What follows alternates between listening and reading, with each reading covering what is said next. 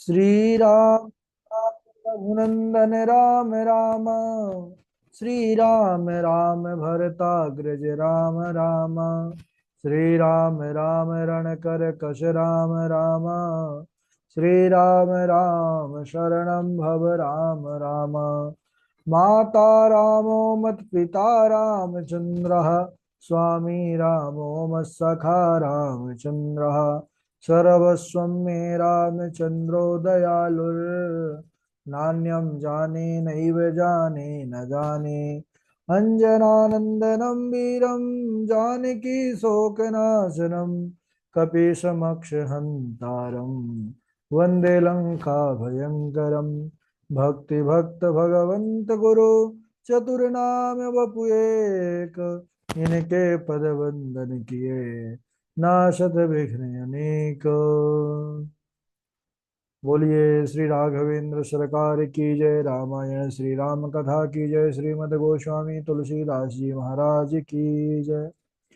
परम मंगलमय परात्पर अखिलेश्वर अचिंत कल्याण गुणगण निधान सर्वेश्वर सर्वाधिपति अकारण करुणा वरुणालय अकारण करुणा कारक सकल जन कल्य शापहारक परात्पर पर ब्रह्म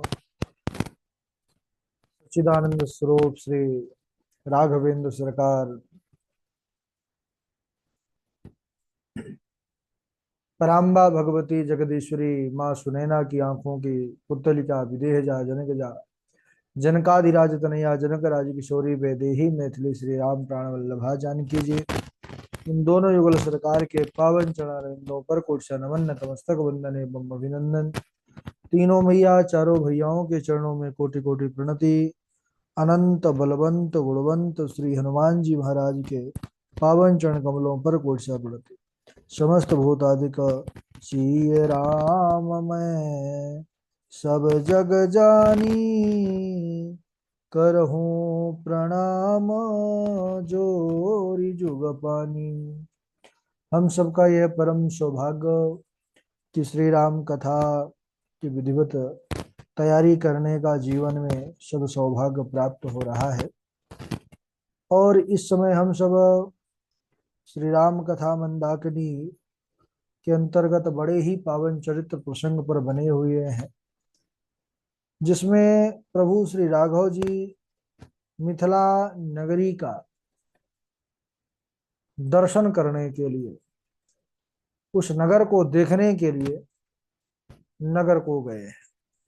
नर नारी सभी प्रभु को देखते ही मानो आज उनको जीवन का संपूर्ण फल परमात्मा ने दे दिया। ऐसे त्रिभुवन सुंदर को देख करके सब मुग्ध हो रहे हैं। और बस यही, क्योंकि हमारे राम जी तो सीधे चुपचाप सीधे चले जा रहे हैं, तो सब निवेदन करती हैं, अपना भाव प्रकट करती हैं कि हे प्रभु हमारे ओर भी थोड़ा सा देख लो। सब कहती हैं कि राघव जी एक बार हमारी ओर देख लीजिए, राघव जी हमारी ओर देख लीजिए। भगवान मर्यादा पुरुषोत्तम राम है कि वह सीधे सामने की ओर देखते चले जा रहे हैं। लक्ष्मण भैया इधर उधर सब देखते जा रहे हैं, कौन पुकार रहा है, कौन बुला रहा है। तब सखियों ने विचार किया कि ये बड़के से काम नहीं चलेगा, छोटके भाई से कुछ जुगाड़ लगाना पड़ेगा। छोटे वाले से इशारा किया कि कहिए ना अपने भैया को, बड़े भैया को, कि एक बार हमारी ओर भी कृपा की नजर डाल दे। अरे हमारी ओर देखने में उनका क्या चला जाएगा, देखने में क्या जाता है भाई। राघव जी का सर ऊपर करने का निवेदन करने लगी हैं समस्त जनकपुर की वह नारियां। लक्ष्मण भैया ने धीरे से कहा कि हे प्रभु देखिए, ये झरोखों से आपको देख रही हैं और कह रही हैं कि एक बार कह दो हमारी ओर निहार ले। एक बार आप उनकी ओर देख लीजिए, सब आपके लिए आतुर है। राम जी ने लक्ष्मण जी का हाथ पकड़ा और धीरे से दबाया और कहा कान में कि अरे लक्ष्मण, यह जनकपुर है। यहाँ के वासी जो हैं जनकपुर वासी, मजाक में भी वेदांत का वाचन करते हैं, वेदांत बोलते हैं, इसलिए इनके चक्कर में मत पड़ो, सीधे चलते चलो। तब लक्ष्मण भैया भी शांत हो गए। सखियों ने देखा कि अरे लक्ष्मण भैया से भी काम नहीं बना, तो अब क्या करें। तब उनके मन में दूसरा ही उपाय आया। उन्होंने पुष्प लिया, पुष्प, और पुष्प सीधे राघव जी के ही ऊपर फेंक के मारा। अब क्या होता है, जब हमारे ऊपर कोई भी वस्तु अगर गिरती है तो सबसे पहले नजर वहीं जाती है कि ये आई कहाँ से गिरा। तो राघव जी के ऊपर जैसे ही पुष्प उन्होंने, ही हर सही बर सही सुमन, जैसे ही सुमन वृष्टि हुई तो वैसे ही हमारे राघव जी ने देखा कि अरे ये क्या गिरा है ऊपर से। और जैसे ही उन्होंने ऊपर अपना मुख कमल किया, और सखियों ने जब हमारे त्रिभुवन सुंदर प्रभु का दर्शन किया है, सब की सब बेहोश हो, मूर्छित हो गई। क्यों मूर्छित हो गई? क्योंकि हमारे ठाकुर जी राघव जी इतने सुंदर हैं ही। जब होश आया, प्रभु आगे बढ़ने लगे तो वह पुकार पड़ी, प्रभु रुकिए, कहाँ चल दिए आप, हमको भी साथ ले चलिए। भगवान ने कहा, करे अच्छी आफत आ गई। बोले आपको क्यों साथ में ले चल? सखियों ने कहा कि आपको ले चलना पड़ेगा क्योंकि हम आपकी हो गई, आपको हमने अपना मन दे दिया है। भगवान ने कहा कि मन दे दिए हैं लेकिन फिर भी हम मना करते हैं, हम आपको साथ में नहीं ले जा सकते। सखियों ने कहा कि आप नहीं ले जाएंगे तो हम आत्मोत्सर्ग कर लेंगे, हम जीवित ही नहीं रहेंगी आपके बिना। तब भगवान श्री राम जी ने समझाया कि देखो, अभी हम इस युग में मर्यादा पुरुषोत्तम के रूप में आए हैं, इसलिए हम एक पत्नी व्रत रूप धारण करके आए हैं। अगर आप हमें प्राप्त करना चाहती हो तो आपको इंतजार करना होगा एक युग का। जब हम द्वापर में आएंगे कृष्ण रूप में तो आप सभी की मनोकामना पूर्ण करेंगे और आप सबके साथ विवाह करेंगे। इसीलिए भगवान जब द्वापर में आए हैं तो एक दो विवाह नहीं किए, है ना। भागवत में हम सब सुने हैं कितने विवाह हुए भगवान के, 16,108। 16,108 भगवान ने विवाह किया। अब इधर सभी सखियों को आशीर्वाद दे करके भगवान आगे की ओर बढ़ते हैं, नगर दर्शन करा रहे हैं। प्रभु श्री राघव जी सबसे पहले जो है, जब नगर दर्शन के लिए निकले थे, उनको सबसे पहले कौन मिला? ना तो कोई ज्ञानी मिला, कर्मकांडी, ना योगी, ना वृद्ध, तो कौन मिला? सबसे पहले उनको बाल समाज के जो छोटे छोटे नन्हे नन्हे बालक हैं, वह बालक लोग मिले। और सब प्रभु को देख करके आपस में बातें कर रहे हैं।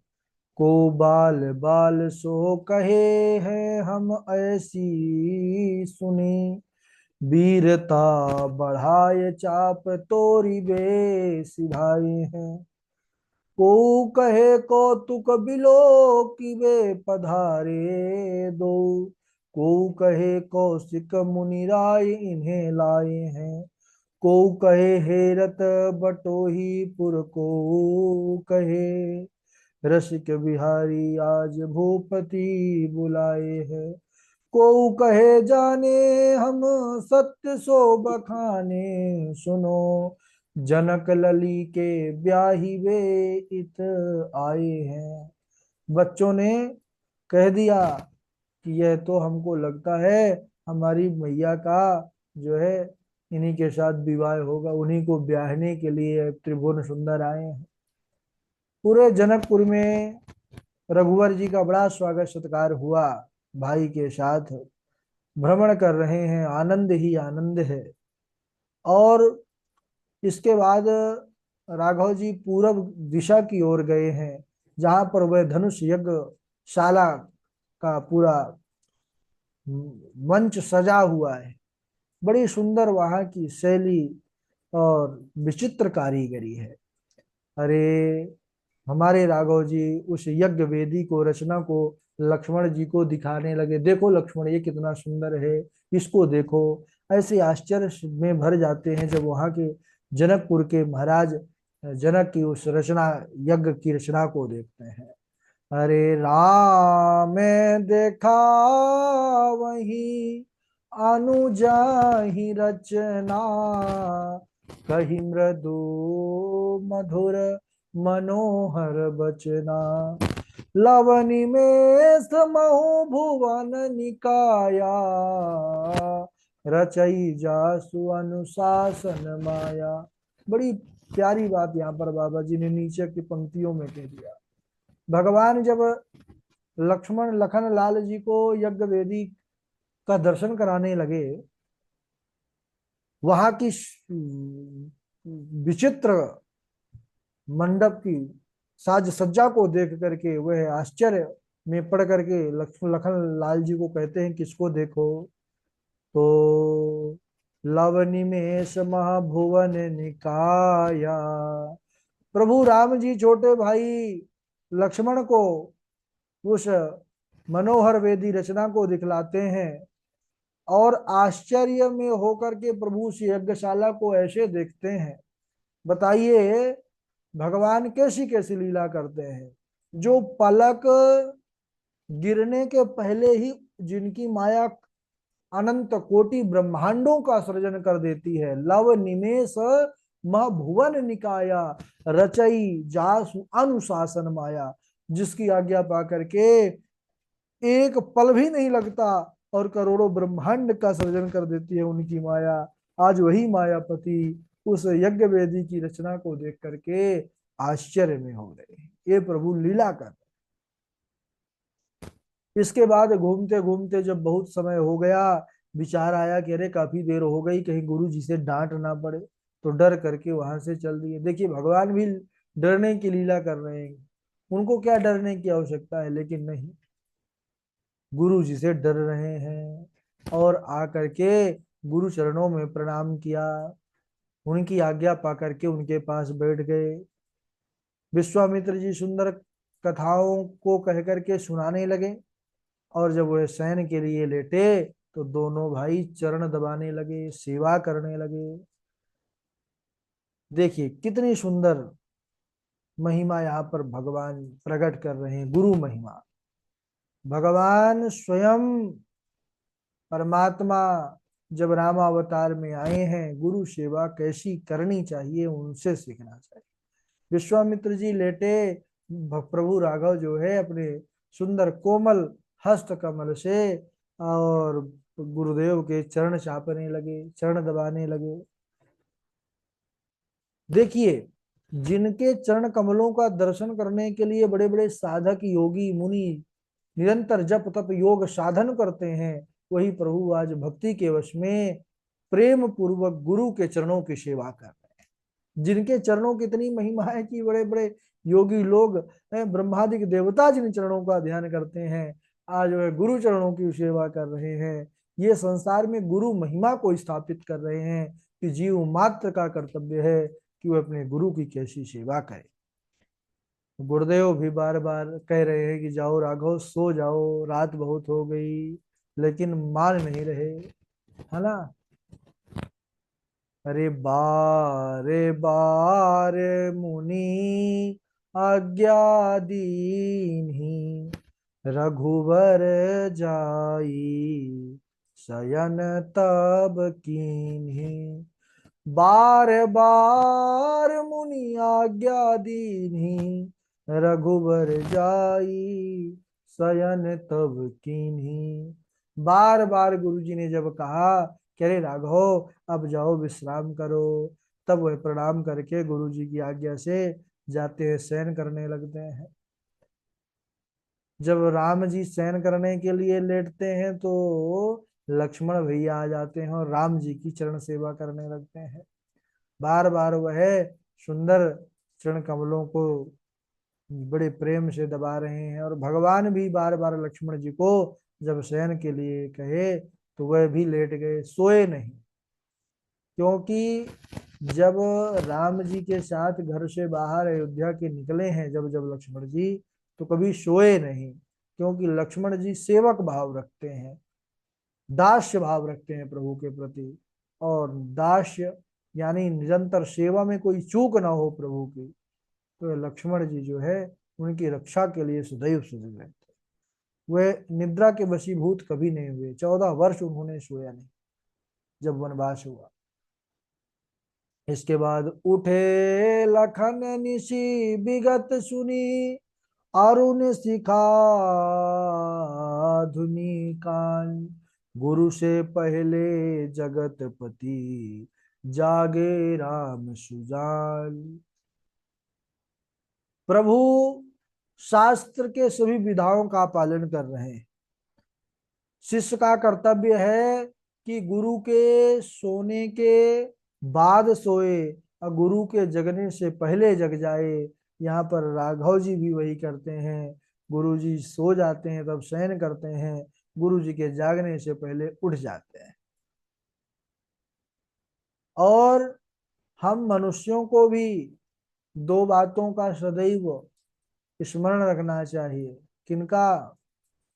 दो बातों को भूल मत। किसको किसको? गुरु को और मौत को। गुरु का स्मरण अगर जीवन में है तो निश्चित रूप से भगवत कृपा होगी। और ये भी स्मरण रखिए, मौत निश्चित आनी है, तो हमारे अंदर जो अभिमान होता है वह अभिमान जो है तो नहीं आएगा। एक संत से एक राजा ने कुछ निवेदन किया कि मुझे आप कुछ दीजिए। तो संत ने कहा कि देखो, हम इतना ही कहेंगे कि मृत्यु और सदगुरु का सदैव याद रखो, उनका सदैव स्मरण रखो। राजा बोले कि इससे क्या होता है? तो संत ने बड़ी सुंदर पंक्ति कही कि इससे माया काया का अभिमान दूर होता है।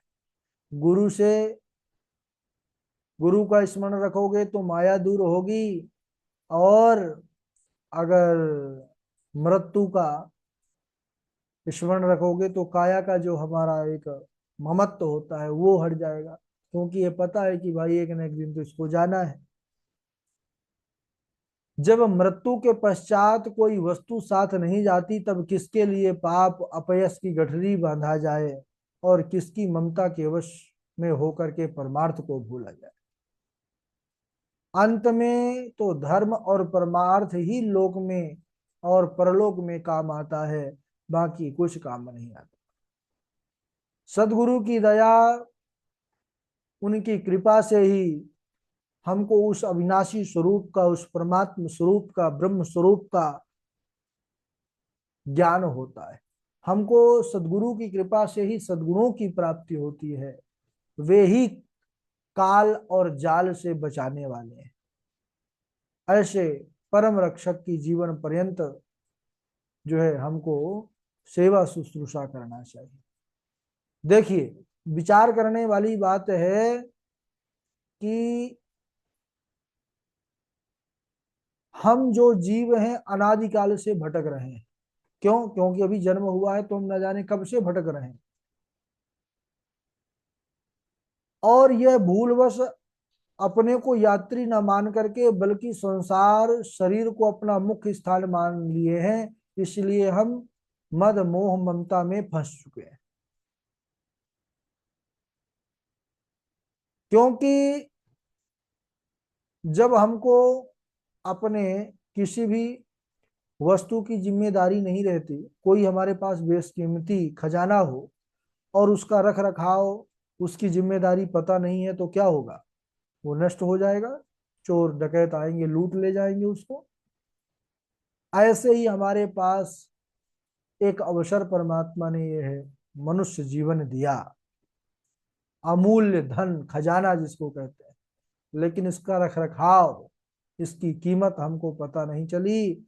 और हम तो बस कीमत यानी भजन सत्संग के लिए मिला है, लेकिन वो हम करते नहीं और संसार में पड़े रहते हैं। और जिसके कारण हमको यह अवसर भी गंवाना पड़ता है। आएंगे चोर डकैत, इसको लूट ले जाएंगे खजाना को, तो फिर वही पुनरपि जन्म पुनरपि मरणम, संसार में भटकना पड़ेगा। तो सबसे पहले हमको यह स्मरण रखना चाहिए कि मृत्यु कभी भी हो सकती है, और गुरु का स्मरण रखना चाहिए कि गुरु हमारे साथ है। और भाव क्या होना चाहिए? कि काल खड़ा सिर ऊपर, तय जागु बिराने मीत, जाका घर है गैल में, सो कस सोबे निश्चिंत। बड़ी सुंदर पंक्ति। गुरु यह सदबोध कराता है, काल खड़ा सिर ऊपरे, तय जागु बिराने मीत। अरे काल तुम्हारे सर पे खड़ा है, तू सो रहा है। अरे जाको घर है गैल में, सो कस सोवे निश्चिंत। मानो कोई बस पर बैठे हैं और हमारे उसी रास्ते पर ही घर है। तो बस कब घर पहुंच जाए क्या हम सो सकते हैं? सो जाएंगे तो बस चली जाएगी, घर छूट जाएगा। ऐसे ही मनुष्य शरीर का एक अवसर है, अगर इसको भी हमने गंवा दिया तो फिर हम जो है बहुत भूल कर बैठेंगे। तो जाको घर है गैल में, सो कस सोवे निश्चित। तो यह समझना पड़ेगा कि जीव का शुद्ध स्वरूप चेतन और ज्ञान स्वरूप है। किसी ने कहा कि यदि जीव सर्वदा जागृत रूप है तो गर्भवास, आवागमन और पूर्व जन्मों की बातों को क्यों नहीं जानता? तो इसका उत्तर यह है कि शरीर और स्मरण से ही जीव जगत का ज्ञान करते आया है। दोनों परिवर्तनशील है, जीव से भिन्न है। आज पहले जन्म का शरीर नहीं है और शरीर ना रहने के कारण पहले जन्म का हमको ज्ञान भी नहीं है। पहले जन्म की बात छोड़िए, हम इसी जन्म पर आते हैं। हम इसी जन्म पर ही जिस शरीर से रहे और उस शरीर में जो घटना घटी वह हमको याद नहीं है। भाई आज से जब हम छोटे थे, 5 साल के थे, तो 4-5 की वर्ष की जो अवस्था थी, तो हमको कब कष्ट हुआ, कब सुख हुआ, कब किसने डांटा, कब किसने मारा, क्या हमको याद है कुछ? कौन हमको जो है तो स्नेह दिया, कौन हम पर क्रोध किया, क्या कोई कुछ पता है? नहीं पता। अरे जब हम अभी अभी मान लेते हैं कि आज से 5-10 दिन पहले हम जो है दिन के 12:15 पर क्या सोच रहे थे, क्या कर रहे थे, उसका स्मरण अभी हमको नहीं होगा। तो जब हम 15-20 दिन का स्मरण नहीं रख सकते, क्यों? क्योंकि निरंतर हम बदल रहे हैं। पूर्व जन्म का आवागमन, गर्भवास, इस सब का स्मरण कैसे रह सकते हैं? क्योंकि हम शिशु अवस्था से लेकर आज तक हैं, किंतु हमारे स्वरूप में जगत नहीं है। स्मरण से ही हमें जगत का ज्ञान होता है। वे स्मरण क्या है? परिवर्तनशील है, मिटते रहते हैं, इसलिए हमको जगत भूलता रहता है। लेकिन परिवर्तनशील कौन नहीं है? परिवर्तनशील परमात्मा नहीं है। वह ब्रह्म परिवर्तनशील नहीं है। वह पहले भी था उसी तरह, आज भी है और कल भी रहेगा। लेकिन हम सब परिवर्तनशील हैं, संसारी। शरीर पहले कुछ और था, आज कुछ और है, कल कुछ और हो जाएगा। हम सुसुप्ति अवस्था में भी थे। यदि सुसुप्ति अवस्था में ना होते तो जागृत होकर के नाना क्रियाएं ना करते। सुखपूर्वक सोने का आनंद हम किसी और से ना बोल पाते, ना कह पाते। किंतु जब हम सुसुप्ति अवस्था में चले जाते हैं तो हमको जगत का ज्ञान रहता है। जब हम सो जाते हैं तो हमको क्या स्मरण रहता है? नहीं रहता। बाह्य जगत का कोई ज्ञान नहीं रहता कि मेरा क्या अस्तित्व। तो इसी प्रकार जीव का स्वरूप सर्वदा ज्ञान मात्र है। उसे बाह्य जगत का ज्ञान शरीर के संबंध से स्मरण जो है तो करने से ही उसका स्मरण होता है। तो जब हम भगवान का स्मरण करेंगे तब भगवान की स्मृति आएगी। और अगर हम भगवान को भूल जाएंगे, संसार को स्मरण करेंगे, तो अनायास ही हमको फिर संसार ही दिखाई पड़ेगा, है ना? इस प्रकार बड़ा सुंदर भाव है। इसको हम अगले दिवस, आज यहीं तक समय हो चुका है। बोलिए राघवेंद्र सरकार की। तो काफी कम लोग जुड़े हैं, कोई बात नहीं, चौपाई सुना दें। अवध बिहारी जी हैं, पूर्वी जी हैं, इंदु पराशर जी हैं। सुना दीजिए। हम आगे का पीडीएफ भेजे दे रहे हैं, भेज दिए हैं शायद वो। हाँ, भेज दिए हैं।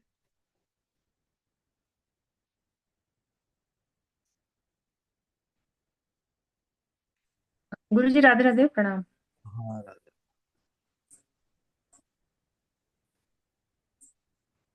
जा दिन ते हरे घर वही आए, सकल लोक सुख संपत्ति छाए। मंदिर मह सब राज ही रानी, शोभाशील तेज की खानी। नौमी तिथि मधुमास पुनीता, शुक्ल पक्ष अभिजीत हरि प्रीता।